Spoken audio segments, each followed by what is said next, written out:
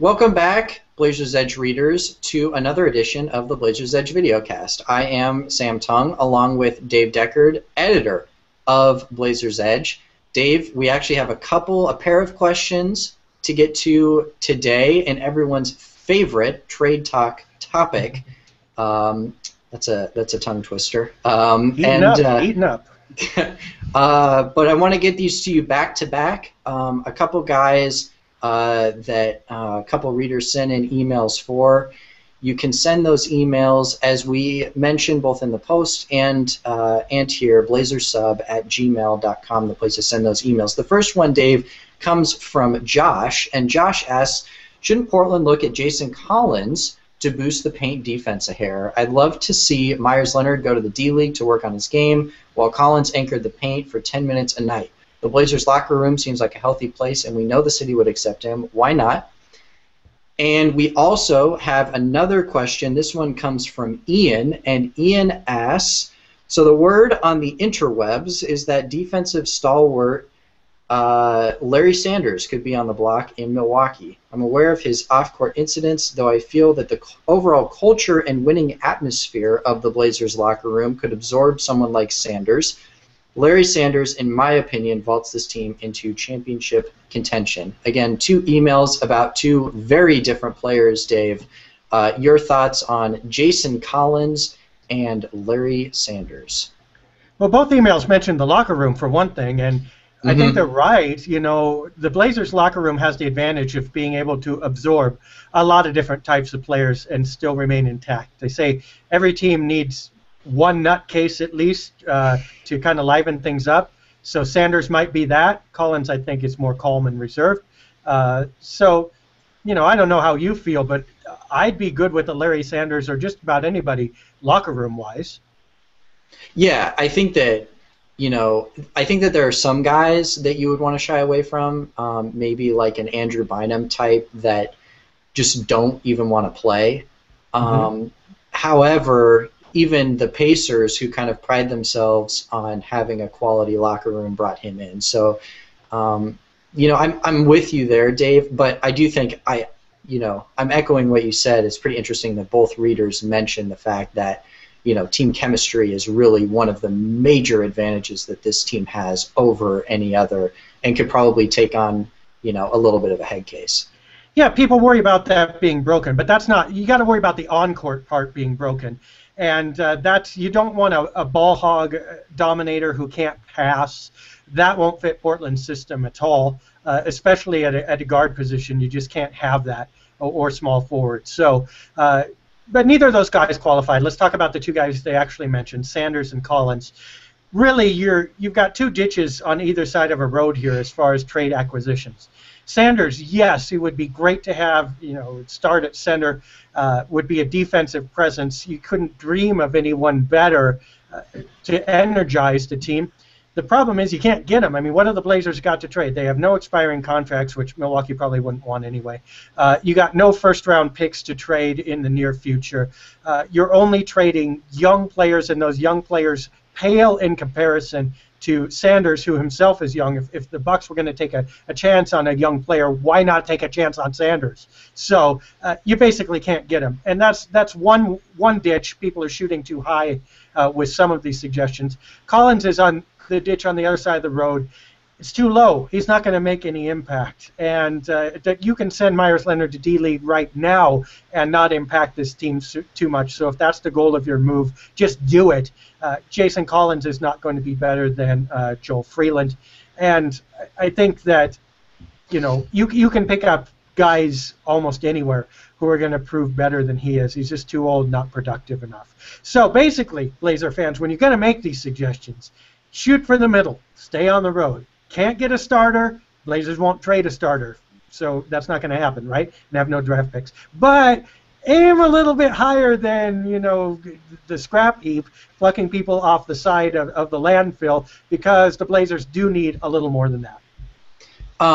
Obviously, you know, this is all talking with Jason Collins', you know, ability in mind. I know he's had quite a last, 8 months or so, not even 6 months, since he came more fully into the public eye. But I do think, I agree that I think the main point here, Dave, is Jason Collins is not an upgrade over anything that the Blazers currently have. What he does, in my eyes, is pretty much exactly what Joel Freeland does, as you had mentioned.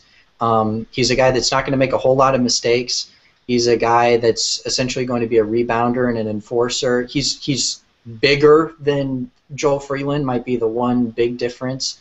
But what he's going to bring isn't going to, change too much in my eyes on the floor. Yeah, he's going to be slower than Joel Freeland. He's a rebounder who doesn't rebound. He can't defend anymore.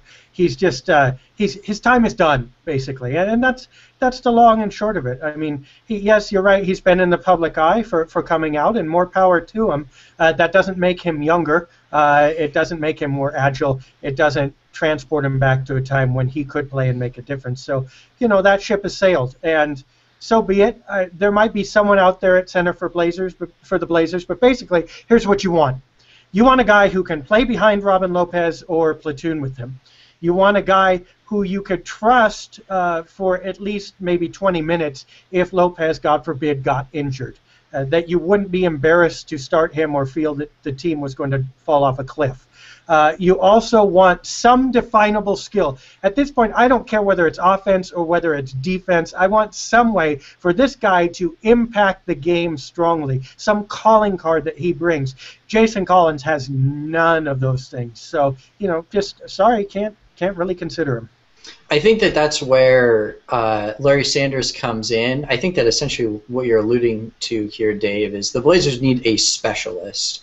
They need a guy who can do one thing really well. And I know that we talked in recent videocasts about how Thomas Robinson could be that guy, maybe not necessarily this year, but moving forward. He's shown the ability to be an elite rebounder. And that's pretty much all he can do. That's pretty much anything I think that anyone's asking for, because once he starts to think of himself as an offensive weapon, things go awry quite quickly. And I think that's what Larry Sanders is. He's an elite shot blocker. That's kind of his specialty. However, as you mentioned, the Blazers don't have anything to give away. The one thing, the Sanders situation is interesting because he did sign that big contract, but he's still, to trade him would require a small contract going in. Like when he comes out of there, the poison pill is going to basically put him at it's like a $4 million a year contract or something like that. So it's going to be difficult for the Bucks to bring back a guy that has a huge contract.